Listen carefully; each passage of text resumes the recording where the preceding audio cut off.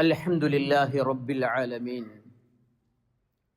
نحمده ونستعينه ونؤمن به ونتوكل عليه ونعوذ بالله من شرور أنفسنا ومن سيئات أعمالنا من يهده الله فلا مضل له ومن يضلل فلا هادي له أشهد أن لا إله إلا الله وأشهد أن محمدا عبده ورسوله أرسله بالهدى ودين الحق ليظهره على الدين كله ولو كره المشركون اللهم صل على محمد وعلى آل محمد كما صليت على إبراهيم وعلى آل إبراهيم اللهم بارك على محمد وعلى آل محمد كما باركت على إبراهيم وعلى آل إبراهيم إنك حميد مجيد أما بعد فإن خير الكلام كلام الله وخير الهدي هدي محمد صلى الله عليه وآله وسلم وشر الأمور محدثاتها وكل محدثة بدعة وكل بدعة ضلالة وكل ضلالة في النار أعوذ بالله من الشيطان الرجيم يا أيها الذين آمنوا اتقوا الله حق تقاته ولا تموتن إلا وأنتم مسلمون يا أيها الناس اتقوا ربكم الذي خلقكم من نفس واحدة وخلق منها زوجها وبث منهما رجالا كثيرا وخلق منها زوجها وبث منهما رجالا كثيرا ونساء واتقوا الله الذي تساءلون به والأرحام إن الله كان عليكم رقيبا يا أيها الذين آمنوا اتقوا الله وقولوا قولا سديدا يصلح لكم أعمالكم ويغفر لكم ذنوبكم ومن يطع الله ورسوله فقد فاز فوزا عظيما رب اشرح لي صدري ويسر لي أمري واحلل عقدة من لساني يفقهوا قولي. ബഹുമാന്യരായ സത്യവിശ്വാസികളെ, അള്ളാഹുവിൻ്റെ വിധിവിലക്കുകൾ അറിഞ്ഞും അംഗീകരിച്ചും അനുധാവനം ചെയ്തും മുഅ്മിനും മുസ്ലിമും മുത്തഖിയുമായി ജീവിച്ചു മരിക്കാൻ പരിശ്രമിക്കണം എന്നെന്നെയും നിങ്ങളെയും ആമുഖമായി ഉപദേശിക്കുകയാണ്. ഖുർആൻ നിരന്തരമായി വായിക്കുന്ന വിശ്വാസികളുടെ മുമ്പിലൂടെ ഖുർആനിലെ ഒരുപാട് കഥകൾ അല്ലെങ്കിൽ ചരിത്രങ്ങൾ അവരുടെ മുമ്പിലൂടെ കടന്നു പോകും. അള്ളാഹു അത് മനഃപൂർവം ഖുർആനിൽ ഉൾപ്പെടുത്തിയതാണ്. അത് കേവലം കുറെ ഭാവന കഥകളല്ല. മനുഷ്യ ചരിത്രത്തിൽ നിന്ന് ചില കഥാപാത്രങ്ങളെ അള്ളാഹു ജീവൻ കൊടുത്ത് നിലനിർത്തുകയാണ്. എന്തിന്? നമുക്ക് നോക്കിക്കാണാൻ, നമുക്ക് നോക്കിക്കൊണ്ടിരിക്കാൻ.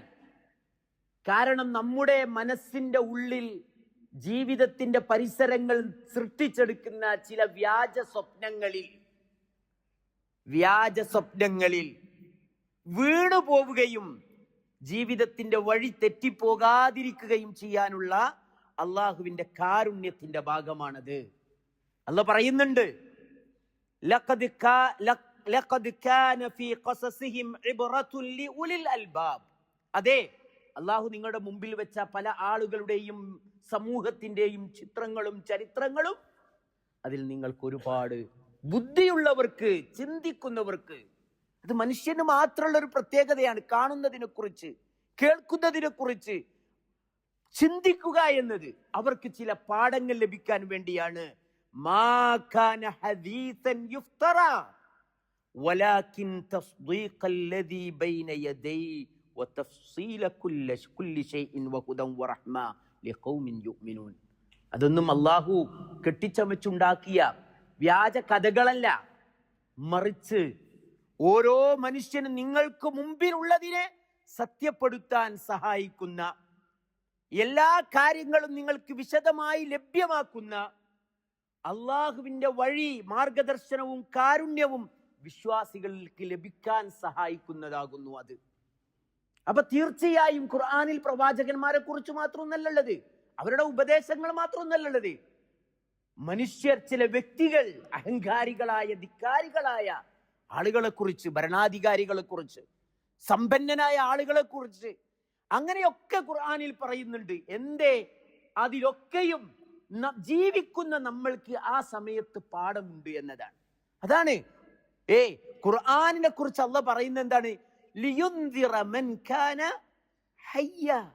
സൂറത്ത് യാസീനിൽ ജീവിച്ചിരിക്കുന്നവർക്ക് താക്കീത് നൽകാനുള്ളതാണ്. ജീവിക്കുമ്പോൾ കേൾക്കേണ്ടതാണിത്, ജീവിക്കുമ്പോൾ അറിയേണ്ടതാണിത്. എത്ര നേരത്തെ അറിയുന്നുവോ അത്രയും നേരത്തെ നമ്മുടെ വഴി അത് സുരക്ഷിതമാക്കി തരും എന്നതാണ്.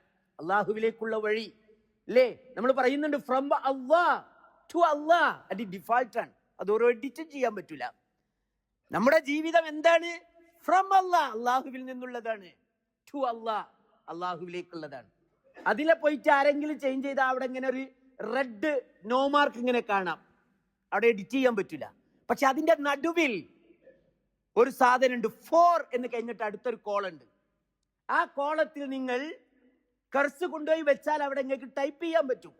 അത് നിങ്ങളുടെ സ്വാതന്ത്ര്യമാണ്. ഫ്രം അല്ലാഹ് അടുത്ത കോളം 4 എന്നതാണ്, അടുത്ത കോളം ടു അല്ലാഹ് ആണ്, അത് ഫിൽഡ് ആണ്. രണ്ടാമത്തതിൽ നിങ്ങൾക്ക് നിങ്ങൾ ഉദ്ദേശിച്ചത് എഴുതാം. For myself, for money, for my family, എന്തു എഴുതാം അവിടെ. പക്ഷെ പ്രശ്നം എന്താ അറിയോ? അടിയിലുണ്ട് ഒരു സബ്മിറ്റ് എന്ന് പറയുന്ന ഒരു കോളം. അവിടെ ക്ലിക്ക് ചെയ്യുമ്പോൾ അവിടെ ഒരൊറ്റ വേർഡ് എഴുതാത്ത ആളുകൾ ഇതൊന്നും സബ്മിഷൻ ആവില്ല. നമ്മൾ കണ്ടിട്ടില്ലേ ചില സർവേ ഒക്കെ നമ്മൾ പൂരിപ്പിച്ചാൽ എന്ത് വരും? സക്സസ്ഫുള്ളി സബ്മിറ്റഡ് യുവർ ആപ്ലിക്കേഷൻ അല്ലേ? അവിടെ അടിച്ചല്ല, ഡാറ്റയിൽ എവിടെ എറർ ഉണ്ട് കാണിക്കും. അവിടെ ഒരൊറ്റ വേർഡേ സ്വീകരിക്കുള്ളൂ. സബ്മിഷൻ ആവണമെങ്കിൽ ഏതാണത്? Same word, from Allah, for Allah, to Allah. അതിന് അങ്ങനെ നമുക്ക് എഴുതാൻ കഴിയണമെങ്കിൽ, ജീവിതം കൊണ്ട് എഴുതാൻ കഴിയണമെങ്കിൽ ഖുർആനിനെ നമ്മൾ എത്ര നേരത്തെ അറിയണം. ആ അറിവിൽപ്പെട്ടതാണ് മുമ്പ് ജീവിച്ചു പോയ ചില ആളുകളുടെ ചിത്രങ്ങളും ചരിത്രങ്ങളും നമ്മുടെ മുമ്പിൽ അള്ളാഹു വെച്ചു തരുന്നു. അതിൽപ്പെട്ട ഒന്നാണ് ഖാറൂൻ എന്ന് പറയുന്ന ഒരു സമ്പന്നനായ വ്യക്തിയുടെ ചരിത്രം.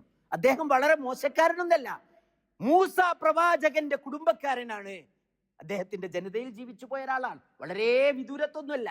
അള്ളാഹ് പറയുന്നു എന്താണ്? സൂറത്തുൽ ഖസസിൽ നിങ്ങൾക്ക് കാണാം 76 മുതലുള്ള ആയത്തുകളിൽ ഈ കാര്യം അള്ളാഹ് വിശദീകരിക്കുന്നുണ്ട്. എന്താണ് അള്ളാഹു പറയും? ഇന്ന ഖാറൂന കാന മിൻ ഖൗമി മൂസ ഫബഗ അലൈഹിം. തീർച്ചയായും ഖാറൂൻ മൂസ പ്രവാചകന്റെ സമുദായത്തിൽപ്പെട്ട ഒരാളായിരുന്നു. അദ്ദേഹം ആ ജനങ്ങളോട് അതിക്രമം കാണിച്ചു. വആതൈനാഹു മിനൽ കുനൂസ്. അദ്ദേഹത്തിന് നാം ഒരുപാട് നിധികൾ, സമ്പത്ത് നൽകി. മാ ഇന്ന മഫാതിഹു ലതനൂ ബിൽ ഉസ്ബതി ഉലിൽ ഖുവ്വ. അദ്ദേഹത്തിന്റെ ഖജനാവുകളുടെ താക്കോലുകൾ പെറാൻ ശക്തന്മാരായ മല്ലന്മാരായ ഒരു പറ്റം ആളുകൾ വേണ്ടി വന്നു. എന്ത്? സമ്പത്ത് പെറാനല്ല, അദ്ദേഹത്തിന്റെ സമ്പത്ത് സൂക്ഷിച്ച സ്റ്റോർ റൂമിന്റെ ട്രഷറിയുടെ താക്കോലുകൾ പെറാൻ മല്ലന്മാരായ ഒരു സംഘം തന്നെ വേണ്ടി വന്നു. എന്നിട്ടോ ഇത് ഖാല ലഹു ഖൗമു ലാ തഫ്രഹ്. പക്ഷേ ഇങ്ങനെയുള്ള ഒരു മനുഷ്യൻ ആളുകൾക്കിടയിൽ അഹങ്കാരത്തിന്റെ ആനന്ദത്തിൽ ജീവിച്ചു, തോന്നിയതുപോലെ ജീവിച്ചു, ഇല്ലാത്തവനെ അവഗണിച്ചു, അക്രമം കാണിച്ചു, അനീതി കാണിച്ചു. അങ്ങനെ ജീവിക്കുമ്പോൾ ആളുകൾ അവനോട് പറഞ്ഞു, ഖാറൂനേ ലാ തഫ്രഹ്, അഹങ്കാരത്തിൽ പൊതിഞ്ഞ സന്തോഷം നീ സന്തോഷിക്കരുത്. ഇന്നല്ലാഹ ലാ യുഹിബ്ബുൽ മുഫ്ഫരിഹീൻ. അങ്ങനെ സന്തോഷിക്കുന്നവനെ, അഹന്തയുടെ ആനന്ദത്തിൽ ആറാടുന്നവനെ അള്ളാഹു ഇഷ്ടപ്പെടില്ലട്ടോ. ഇന്ന ഖാറൂന കാന മിൻ ഖൗമി മൂസ എന്നാണ് അള്ളാഹു ഉപയോഗിച്ചത്. അപ്പോ എത്ര വലിയ നല്ല പ്രവാചകന്മാരോട് അടുത്ത് നിൽക്കുന്ന ആളായാലും അവനവന്റെ ജീവിതത്തിന്റെ വഴി അവനവൻ വെട്ടണം എന്നതാണ്.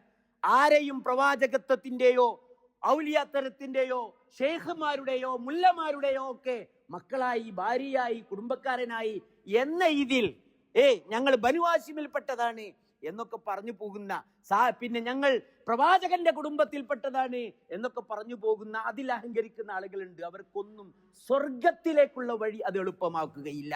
പ്രവാചകന്റെ എളാപ്പയാണ്, പ്രവാചകന്റെ പിതൃവ്യനാണ് സൂറത്ത് മസദിൽ നമ്മൾ ശപിച്ചുകൊണ്ടിരിക്കുന്നത്. തബ്ബത് യദാ അബീ ലഹബിൻ വതബ്.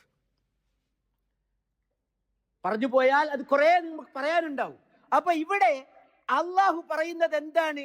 ഒരു നെസബ് അത് മനുഷ്യന് ഉപകാരം ചെയ്യില്ല. അവന്റെ ഈമാനും അവന്റെ അമലുസ്സാലിഹാത്തുകളും അവൻ കണ്ടെത്തുകയല്ലാതെ വഴിയില്ല എന്നതാണ്. ഒന്ന്, ഇന്ന അക്രമക്കും ഇൻദല്ലാഹി അത്ഖാക്കും, അതാണ് അതിന്റെ പാഠം. രണ്ടാമത്തേത്, എന്നിട്ട് അള്ളാഹു പറയാണ് വആതൈനാഹു മിനൽ കുനൂസ് മാ ഇന്ന മഫാത്തിഹു ലതനൂ ബിൽ ഉസ്ബത്തി ഉലിൽ ഖുവ.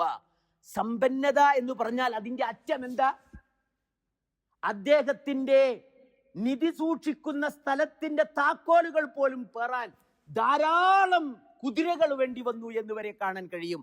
അപ്പോ ഒരു മനുഷ്യൻ അള്ളാഹു കൊടുക്കാൻ ആഗ്രഹിച്ചാൽ, എല്ലാ മനുഷ്യരും നിങ്ങൾ നോക്കി, അള്ളാഹുവിന്റെ ഭൂമിയിൽ ഓരോ കുഞ്ഞും ജനിക്കുന്നത് വിത്ത് ഫ്രീ ഹാൻഡ്, രണ്ട് കൈകളും തുറന്നിട്ടവനായിട്ടാണ് വരുന്നത്.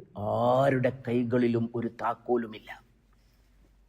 പോകുന്നതോ എത്ര സമ്പാദിച്ചാലും പോകുന്നതോ ഒന്നുമില്ല.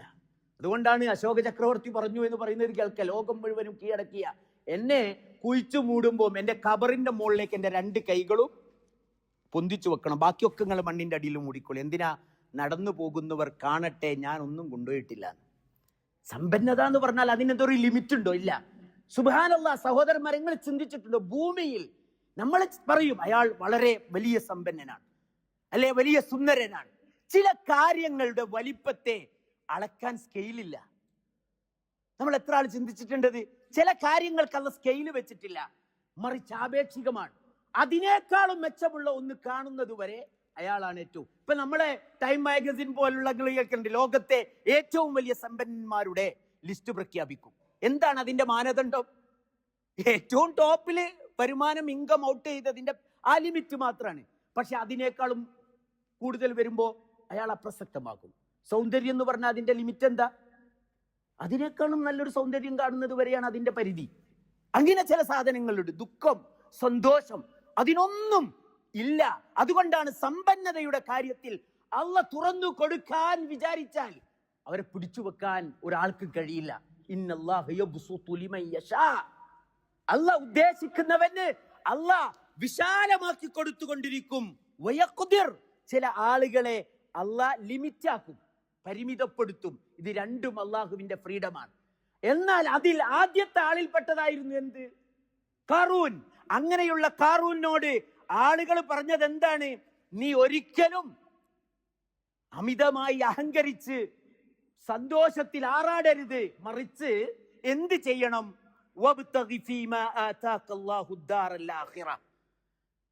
അള്ളാഹു നിനക്ക് നൽകിയതിൽ നിന്ന് നീ നിന്റെ പരലോകത്തിന് വേണ്ടി, പരലോകത്തിന് ഗുണകരമാകുന്നത് പ്രവർത്തിക്കണം. ഇതായിരുന്നു അവർ കൊടുത്ത ഉപദേശം. എന്നിട്ട് പറഞ്ഞു, അള്ളാഹ് എന്ത് തന്നാലും അത് പരലോകത്തിന് വേണ്ടി മാത്രമുള്ളതാ? ദുനിയാവിൽ ഒന്നും വേണ്ടെന്നതാണോ? അല്ല. വലാ തൻസ നസീബക മിനദ് ദുനിയ. നിന്റെ ഭൗതികമായ ജീവിതത്തിന് അല്ലാഹു അനുവദിച്ച പരിധിക്കുള്ളിലുള്ളതൊന്നും അനുഭവിക്കുന്നതിൽ നിന്ന് നീ ഒരു പിശുക്കും കാണിക്കേണ്ടതില്ല. അതെന്താണ്? അള്ളാഹുവിന്റെ ദീനിന്റെ വിശാലതയാണ്.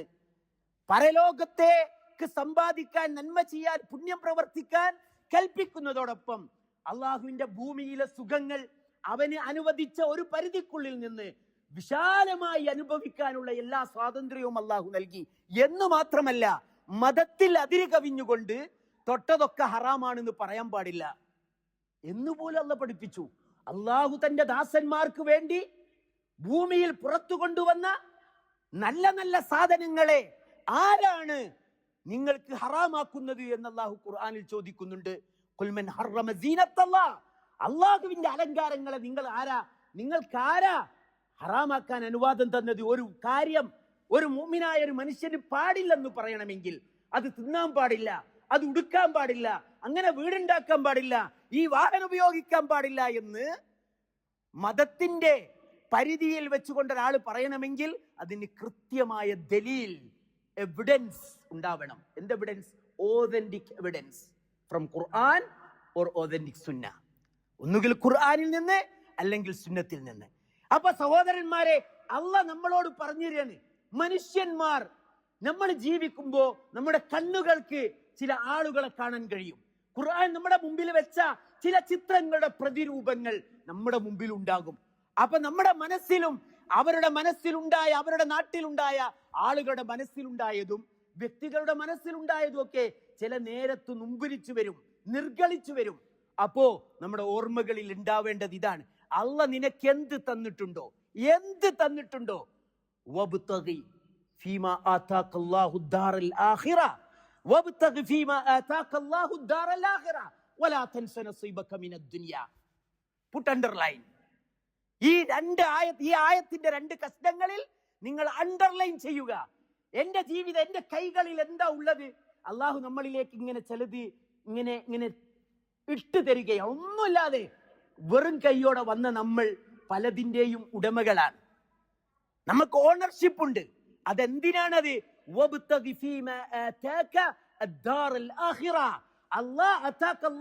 അള്ളാഹ് നിനക്ക് തന്നതിൽ നിന്ന് നീ നിന്റെ മരണാനന്തര ജീവിതത്തിന് ഗുണമാകുന്നതിൽ ഇൻവെസ്റ്റ് ചെയ്യണം. നമ്പർ 1. നമ്പർ 2, അതാണ് ഫസ്റ്റ്. വലാ തൻസ നസീബക മിനദ് ദുനിയ. നിന്റെ ദുനിയാവിലെ ജീവിതത്തിന് വേണ്ടി നിന്റെ ഓഹരികൾ, അള്ളാഹു അനുവദിച്ച ഓഹരികൾ, അത് നീ ഉപയോഗിക്കുന്നതിൽ നീ ഒരിക്കലും കുറവ് വരുത്തുകയും ചെയ്യേണ്ടതില്ല. എന്തൊരു നല്ല മതം! അള്ളാഹുവിന്റെ കാരുണ്യം. സഹോദരന്മാരെ, നമ്മുടെ ജീവിതവുമായി ബന്ധപ്പെട്ട പല മേഖലകളും പലപ്പോഴും പിശാചിന്റെ ദുർബോധനം നമ്മുടെ ഉള്ളിലുണ്ടാകുമ്പോൾ നമ്മൾ അനുഭവിക്കേണ്ടതും ചിന്തിക്കേണ്ടതും ചിന്തിപ്പിക്കേണ്ടതും ഇതാണ്. അള്ളാഹു സുബ്ഹാനഹു വ തആല അള്ളാഹു നൽകിയ അനുഗ്രഹങ്ങളെ ചിന്തയോടെയും താല്പര്യങ്ങളോടെയും അള്ളാഹുവിന്റെ മാർഗദർശനങ്ങളുടെ വെളിച്ചത്തിലും ചിന്തിച്ചുപയോഗിക്കുന്ന സത്യവിശ്വാസികളിൽ അള്ളാഹു നമ്മെ ഉൾപ്പെടുത്തുമാറാകട്ടെ. അഖൂലു ഖൗലി ഹാദാ വസ്തഗ്ഫിറുല്ലാഹ ലി വലക്കും വസ്തഗ്ഫിറുഹു ഇന്നഹു ഹുവൽ ഗഫൂറുർ റഹീം.